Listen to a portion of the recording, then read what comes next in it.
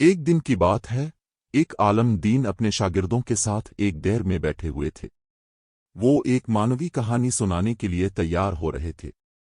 आलम दीन ने कहा, एक बार कान के शहर में एक भिखारी रहता था जिसका नाम अब्दुल्ला था। वो बहुत गरीब था, मगर उसका दिल खुदा की इबादत के लिए बड़ा हमदर्द था। उनके शागिर्दों ने दिलचस्पी से कहा, हमें वो कहानी सुननी है, जारी रखें। आलम दीन ने जारी किया। एक दिन अब्दुल्ला अपने घर से निकला और शहर की सौक में पहुंचा।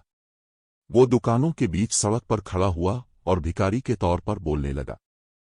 अल्लाह के नाम के लिए कुछ दोस्त देने का कोई रास्ता है? अब्दुल्ला ने इस तरह कहा। लोग इसे देखकर हैरान हो गए।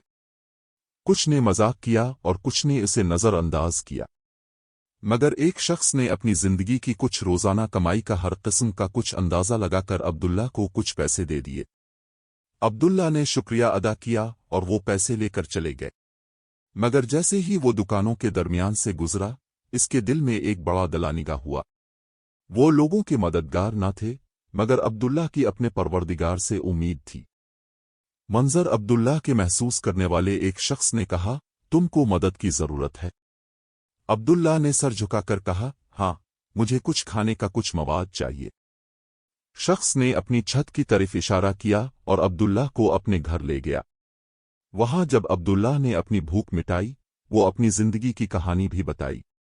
वो बताया कि कभी कभार जिंदगी मुश्किल होती है, मगर हमें कभी भी उम्मीद नहीं छोड़नी चाहिए। इस कहानी से शागिर्दों को बहुत महसूस हुआ। वो समझ गए कि जिंदगी में कभी भी कमी का सामना करना पड़ता है, लेकिन उम्मीद किया जाए। आलम दीन की कहानी की सुनते हुए शागिर्दों ने नेकी और हमदर्दी की अहमियत को समझा और अपनी जिंदगियों में उनके अंदर बेहतरी लाने